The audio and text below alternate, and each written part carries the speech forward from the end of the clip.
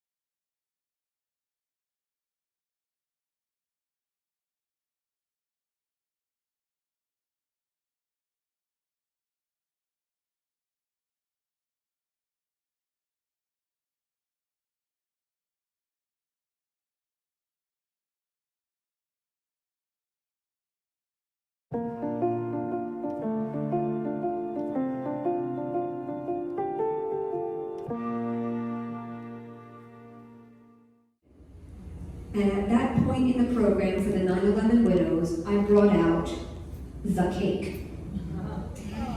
And I told the ladies that I like to think of life as a big cake made by God, who is the master chef. And the cake, any cake, is made up of many different ingredients. Now, some of those ingredients in a cake are delicious in and of themselves. They are delicious, like chocolate, fruit, sugar, nuts, by themselves, individually, if that's all you ate, they're delicious. Those things represent the blessings and the gifts in our life, the good things in our life. But then other ingredients in a cake are pretty repulsive in and of themselves. Again, by themselves, they're kind of disgusting, like flour and oil and raw eggs. By themselves, they're pretty repulsive. These things represent the trials and the heartaches and the struggles in our life, like raw eggs. Raw eggs by themselves do not taste good. I don't care if you're a bodybuilder or if you're Sylvester Stallone, they don't taste good. But they have purposes in cooking. They add protein to your diet, right? Flour by itself tastes nasty. It's like paper mache in your mouth, right? But added to other ingredients and baked, flour makes bread rise. Oil all by itself is nasty, but you can put it on a salad, you can fry up your chicken cutlets, and as a pharmacist, I always recommend a tablespoon of olive oil for constipation. Tastes awful, but it works great. So there's your free medical advice for the day. Everyone, okay, this is Sheila. We just heard the main speaker, and Well, it touched my heart because I just became a widow. 1 year after I became a widow, I was diagnosed with breast cancer. oh my gosh. Yep. And I have a mom that's got really, really bad dementia, Alzheimer's, and a dad, so I'm caregiver. Same story. Same story. Well, different. But I was a Christian when this all happened, so it wasn't so much. I was amazed that she became a Christian, but it was like I had a lot of whys. You know? So you got something out of what Oh, she absolutely. said. It was Oh amazing. my gosh, the people that came with me were like, this is your story. This is your story. This is amazing. Beautiful. So yeah, that couldn't have been more of a God thing. Thank you so much. She was excellent. Yeah. Inspiration. Because we're going to make a little video of this, and we just want to get people's opinions. Things she said were true. Now we do believe. Yeah, it kind of She hits feels home. good. Yeah. I was hearing it too, and I'm like, that's so true. And I never thought of the rotten eggs, but the raw eggs being turned into something so yummy, right? The cake and how this all tied together. It was amazing. And she went through all the stuff that, you know, anger. Yeah. Like, we don't want to admit it, but we, you know, I mean, I'll admit for myself, I mean, anger was big. It still is, you know. Sure. You know why? Why? You know. Sure. But it's God's slowly breaking those things down so we can kind of digest that, I think, a little bit better. And you do meet people in your life that you never would have been in this situation to meet them, or That's let right. those people into your life like I did. And so when you think about that, it does bring tears. Thank you.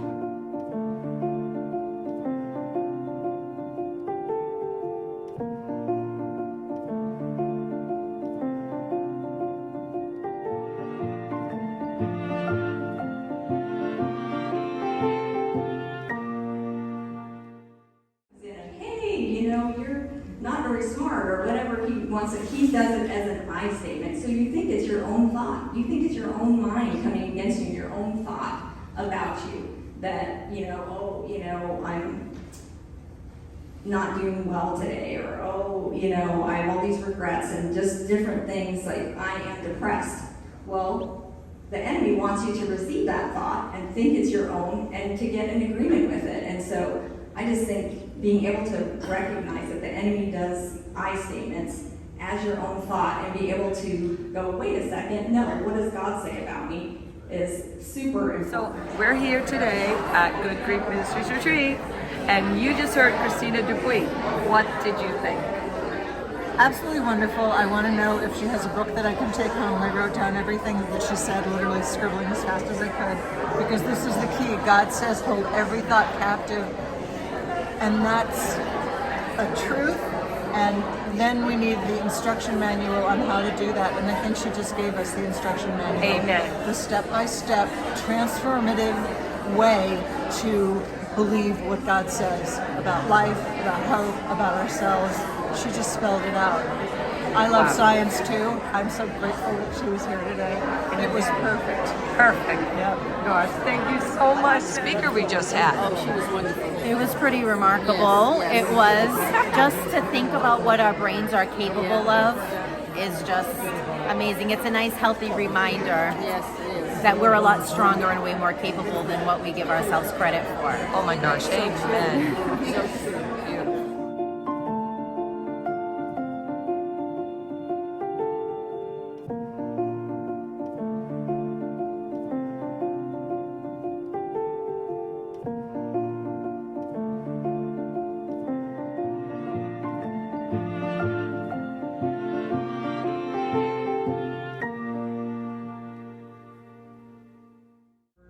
Experience life and learn what those promises are, and learn more about what God has for your life, His will for your life. And you're going to walk in hope, and you're going to wait on Him and on His will for your life. I believe God has maybe a promise for a husband, but I know my likelihood of being married again is low. But then I think of Sarah giving birth at 90 years old. There's a possibility.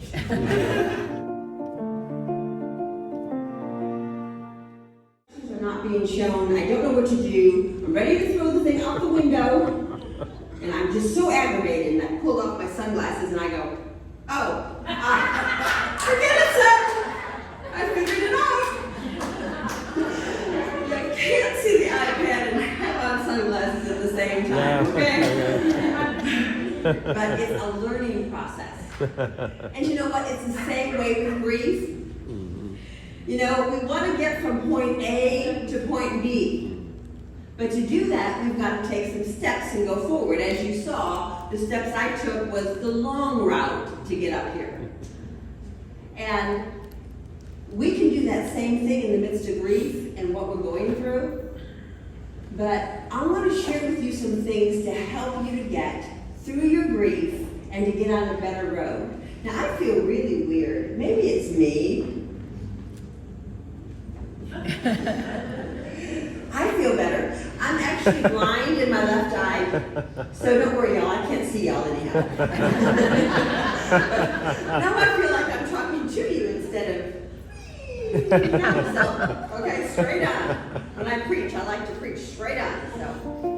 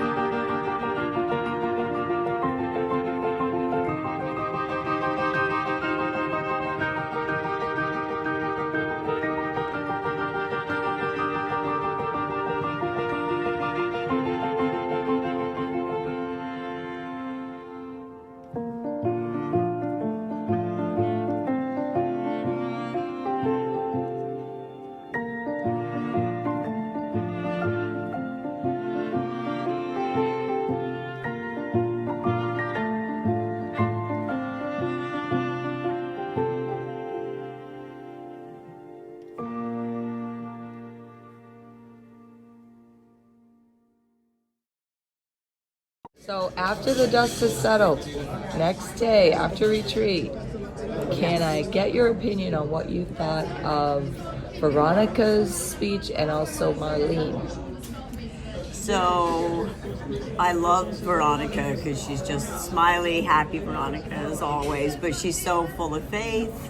And I'm like her. So seeing her faith is just encouraging. It really is. It really is. I agree, absolutely. Yeah. And Marlene, she's a lovely was lady. She a card or what? She was hilarious, and I love the way that the Lord's taken somebody who was disorganized and just not together as a person. Like, yeah. It sounds like she's late all the time, and now here she is just blown away with what the Lord's doing. To go from this little idea with her and her son, and then all of a sudden it's like nationwide. It's amazing. It is amazing. It just shows you know what? Nothing is impossible with God. Right? Exactly. Nothing. Yeah. Including for us. Yeah. Right? Amen. My sister's laughing because I'm being very positive right now. Amen. Thank Yes. you.